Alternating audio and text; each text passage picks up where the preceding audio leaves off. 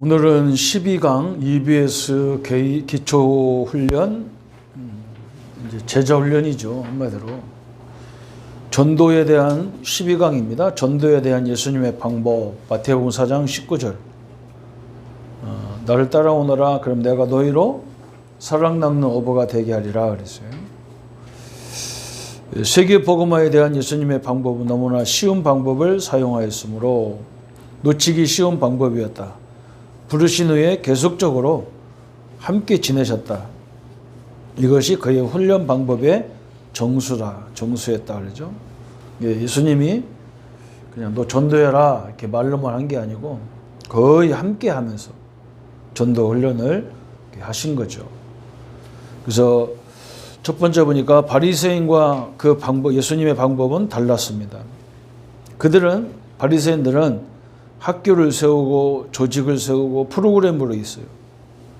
그러나 예수님은 저희들이 같이 합숙하면서 모든 것을 스스로 깨닫게 하는 이런 훈련을 하신 겁니다. 바리새인들은 설명을 많이 했지만 예수님은 실제를 보여주는 훈련을 많이 한 거예요. 이게 다른 거죠. 이게 아무나 데리고 이렇게 하려면 힘들잖아요. 근데 제자는 쉬워요. 제자는.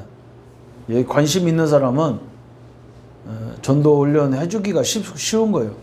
왜 그러냐면 그 사람이 제자라고, 내가 제자고 그 사람이 제자라면 하나님은 막 역사하게 돼 있어요. 그게 특징이거든요. 그래서 예수님의 방법은 완전히 다른 거예요. 세상 방법하고. 먼저 이렇게 사람을 선택하는 것부터가 다른 거예요. 그렇죠? 바리새인들은 학교식으로 모아놓고 그 훈련을 교육을 시켜서 좋은 인재를 만들어낸다면 예수님의 방법은 그런 방법 같은데 제자 한두 사람을 12명을 데리고 다니면서 그 환경에 맞는 그런 삶과 그런 메시지, 그런 방법으로 그들을 세워나가는 거죠. 그러니까 우리가 확실한 제자를 만나면 당연히 이렇게 되게 돼 있는 거죠. 두 번째, 동거하며 보여주는 원리가 그 속에 숨겨져 있었다. 이 방법은 엄청난 방법이죠. 마가복음 3장 13절 15절에 예수님이 우리하고 다른 게, 우리는 모집하는데 예수님은 자기가 원하는 자를 불렀다 그랬잖아요. 원하는 자를. 그럼 누구를 불렀겠냔 말이에요. 그죠? 아무나 부른 게 아니에요. 그죠? 그 귀한 자리에는 꼭 이 사람이 가능성이 있다. 이런 제자를 부른 거예요. 그래서 함께하는 훈련을 시킨 거예요. 그러면서 우리가 함께 예수님을 이제 제대로 알다 보면 나도 모르게 그 예수님을 말하게 돼 있죠. 그러면 전도가 거기서 시작되는 거죠. 이게 너무나 중요하죠. 그래서 첫 번째 보니까 함께하는 원리, 책, 문서, 단순 훈련이 설명이 아니고 그 동거하며 변화하도록 보여주는 것이었다. 나가서 말하는 전도의 실제를 보여주셨고 영적 권능을 실제로 보여줬다. 이 세 가지 원리, 하나님 함께하는 원리, 나가서 실제로 전도하는 그런 과정을 이렇게 보여주시고 또 영적 권능, 권세를 사용하는 그것을 보여주셨다. 그래서 우리가 실제적인 그랬죠. 병원 전도의 신뢰, 그죠. 그러니까 병원 전도 가서 이제 신방 같은 데 가면 성도들이 같이 갈 수가 있잖아요. 그때 경쟁이 중요한 거예요. 이 사람이 지금 치유받는데 그 사람들은 돼 있거든요. 어떻게 하면 내가 치유받겠냐 이 생각을 갖고 있는 게 병원 사람들이잖아요. 그 사람들에게 치유가 먼저가 아니고 이 현장에서 당신이 하나님을 만나야 되고 당신이 하나님의 자녀가 되어야 되고 당신이 하나님 자녀가 되면 스스로 이 질병과 싸울 수 있는 권세를 가지고 하는 거다. 그래서 그렇게 해놓은 상태가 돼야 의사 선생님들이 주시는 약이나 치료가 더 효과적이 될 수 있어요. 이제 그런 것들을 실제로 보여주고 가르쳐 줘야 돼요. 새신자 만남의 신뢰, 그러죠? 새신자는 계속적으로 우리가 설명해야 될 것이 뭐냐면 고린도전서 3장 16절에 너희가 하나님의 성전인 것과 하나님의 성령이 너희 안에 거하는 것을 알지 못하느냐 그랬어요. 그러니까 신분 권세 계속 얘기해 줘야 되고, 그 다음에 뭐냐, 네 운명이 바뀌었단 말이에요. 우리 엄마들이 많이 사용하는 팔자가 바뀐 거예요. 완전히 바뀐, 하나님 자녀로 바뀌었다. 이걸 계속 설명해 줘야죠. 다락방 현장의 전도 방법은 뭐냐, 그죠? 다락방은 새신자 중심으로 다락방을 여는 게 좋죠. 우리는 자꾸 기존 신자를 가지고 막 먼저 하려고 하니까 하는데, 새신자는 왜 그러냐면 그 뒤에는 많은 전도의 대상자가 있기 때문에 그러는 거예요. 찬양전도, 의류전도, 노상 개인전도, 이런 것도 이제 중요하죠. 그죠? 예. 찬양전도도 우리가 찬양팀이 가서 찬양전도 할 때 사람들이 와서 구경할 거 아니에요. 이게 좋은 찬양이니까 그 찬양을 그냥 따라 부를 거 아니에요. 그러니까 우리가 볼 때는 저 사람 불신자인데 찬양에 관심이 있어. 그래서 우리는 막 그 사람 찬양하는데 그걸 데리고 나가서 막 전도하려고 하면 안 되잖아요. 찬양 다 끝나고 혹시 당신 교회 다녀봤냐? 굉장히 찬양하는 거 보니까 아이고 굉장히 관심이 많은데 하나님 믿냐? 물어보면 되잖아요.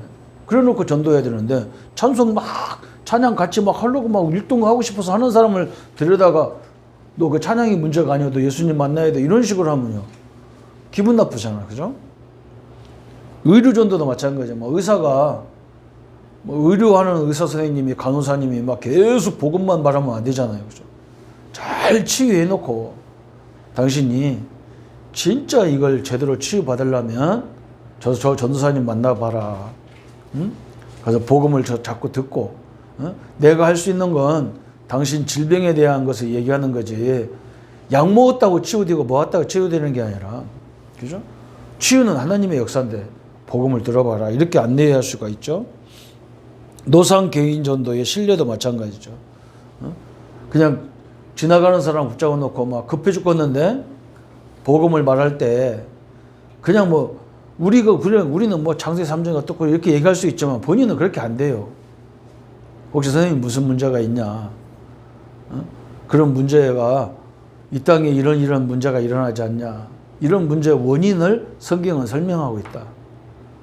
그래서 혹시 당신 가정에 어떤 문제가 있는지 몰라도 당신 문제의 정신집의 문제는 사람과의 관계가 아니라 마귀와 사단과의 관계, 하나님과의 관계다. 이걸 이제 구체적으로 그 자기의 문제를 창세기 3장 사건으로, 또 더 정확히 창세기 3장 사건의 배후에 사단의 역사로 이렇게 알게 만들어주고 영접을 시켜야 되겠죠. 축구전도도 마찬가지고 초청 집회 다 마찬가지죠. 원인을 정확히 이해해야 돼요. 원인을. 그런 것들을 예수님이 실제로 현장에 가면서 병자 고치는 거라든지, 네가 나를 따라오려거든 네 십자가를 지고 오라는 이런 얘기를 같이 제자들이 있는 데서 했단 말이에요. 예수님이. 근데 제자들이 그걸 다 보고 이렇게 배웠던 거죠. 네 번째, 훈련이 끝날 갈 때 더욱 가까이 하셨다 그랬어요. 예수님이 이제 공생에 끝나고 이제 십자가 죽기 전에 시골로 데려다니면서 이 복음 없어 죽어가는 영혼들을 보여주시고 산으로 성으로 데려가셨다 그랬어요. 또 고난 주간에는 집중적으로 함께 하셨어요. 왜 그러냐? 예수님이 고난받는 것이 이해가 안 되는 거예요. 제자들은. 왜 그러냐면 예수님은 이 땅에 오신 목적이 우리의 질병 다 담당하기 위해서, 우리의 문제를 담당하기 위해서 십자가에서 죽어야 되는, 고난을 받으셔야 되는데, 제자들은 어떻게 저렇게 막 귀신도 내쫓는, 죽은 자도 살리는 그리스도가, 예수님이 이런 고난을 왜 자기 고난을 해결 안 했냔 말이에요. 그냥 말만 하면 저거 다 죽을 건데 말이에요. 이게 이해가 안 되는 거예요. 그래서 예수님이 고난 받으니까 막 시험 드는 거예요. 그렇잖아요. 아니 목사님이 복음 전하는데 막 교단에서 2단 3단 하고 막 그런단 말이에요. 그러니까 막 성도들이 하나님 계시면 어떻게 저러냐 이렇게 할 수도 있어요. 여러분, 우리가 올바른 복음을 전하면, 그죠? 고난 같은 것도 올 수 있어요. 그런데 그 고난이 아니고 그게 이 복음을 더 견고하게 증거하고 사용하는 통로예요. 부활 이후에도 10차례 나타나셨어요. 왜 그러냐? 예수님이 다 죽었다고 생각했는데, 이제 끝났다고 생각했는데 예수님이 살아계신 것을 실제로 보여주는 작업을 계속 하셨어요. 그리고 중요한 건 뭐예요? 예수님은 세상 끝날까지, 우리 인생이 끝날 때까지 나와 함께 한다는 걸 설명하기 위해서 그런 거예요. 또 군중 사역에도 데리고 다니셨다. 많은 사람들이 있는 사역에도 예수님 제자들을 데리고 다녔죠. 또 다른 사람을 구원할 때도 같이 다니셨어요. 삭개오, 그죠? 특히 삭개오 같은 사람은 세리잖아요. 유대인들이 제일 싫어하는 것이 바로 이 세리들이에요. 세금 걷는 사람이란 말이에요. 지금은 세무소가 있는데 옛날에는 로마가 세계를 다스리면서 세금을 거둬야 자기 운영을 하는데 안 낸단 말이에요. 그 동네 깡패 같은 비슷한 것들 들여다가 야, 세금 받아오면 네가 몇 프로 줄게 해가지고, 그러니까 깡패들이 가서 막 세금을 악랄하게 뺏어 뽑는 거예요. 그래서 다 싫어하는 이런 거시기잖아요. 이런 나쁜 사람이란 말이에요, 세리가. 근데 삭개오가 예수님이 오신다는 소리를 듣고 자기는 예수님과 가까이 갈 수 없어. 왜? 유대인들이 다 싫어하는 인물이니까. 키도 작고 예수님을 만나기가 그렇고 사람들이 자기를 또 싫어하는 걸 알고 그러니까 뽕나무 위에 올라가 있는 거예요. 뽕나무 위에. 그래서 예수님은 그걸 봤어. 예수님이. 그래서 그 죄인된 삭개오를 찾아오셨잖아요.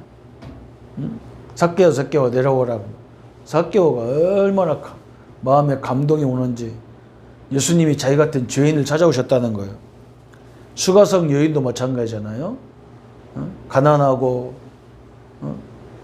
별볼일 없는 이 여인에게, 그죠? 이제 먹을 것도 없어가지고 마지막 떡 하나 만들어 먹고 죽으려고 하는 그 현장에 예수님이 찾아오신 거예요. 그래서 우리에게도 그게 중요한 시사한 거예요. 우리가 죄인을 찾아가 전도하고 병든 자를 찾아가 전도하고 가난한 자를 전도하는 이유는 그들에게 복음이 뭔지를 설명하고 그들이 응답을 받으면 그걸 통해서 전도의 큰 문이 열리니까 하나님 우리에게 그런 것을 우리에게 주신 거예요. 그래서 우리 주변에 있는 문제 있는 사람들, 어려운 상황 사람들은 우리에게 큰 문이 될 수 있다는 걸 보여주셨어요. 마지막 9번째는 교회의 필수적인 전도 종합 훈련. 그래서 개인 전도, 다락방 전도, 그죠? 이 다락방도 전도의 문이에요. 제자의 문이 아니고. 순례 전도, 찬양 전도, 의료 전도, 이런 전도 훈련을 시켜야 되고, 또 이런 걸 할 수 있는 제자를 찾는, 제자를 세우는 이런 교육까지 이렇게 병행되는 것이 예수님의 전도 방법이었다 그랬습니다. 그래서 오늘 메시지는 한마디로 말하면 뭐냐? 예수님이 수많은 무리들과 함께 하셨지만 항상 예수님이 원하는 제자는 항상 옆에 있었다는 거예요.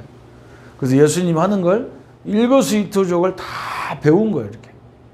그게 예수님의 방법이었어요. 오늘 이 축복이 우리 성도님들에게도 이루어지고 내가 제자가 되고 또 내가 제자를 찾을 수 있는, 또 세울 수 있는, 또 그들에게 좋은 걸 보여줄 수 있는 응답의 시간들이 되기를 예수님의 이름으로 축복합니다. 예수님 감사합니다. 우리가 전도 방법을 우리 자신에게 찾는 것이 아니고 성경에서 또 특별히 예수님이 이 땅에 공생의 3년 6개월 동안 우리에게 보여주신 전도 방법들을 찾아서 제자들과 함께 동행하면서 그 모든 고난과 역경을 같이 가면서 하나님의 역사를 이루는 그 모습을 우리에게 보여주신 것처럼 우리에게도 좋은 제자를 만나게 하시고 그들을 통해서 우리의 삶을 통해서 그들이 말씀으로 세워지는 응답을 보게 하여 주옵소서. 주의 은혜와 능력들이 늘 함께 하심을 감사드리옵고 우리를 구원하신 주 예수님의 이름으로 기도하옵나이다. 아멘.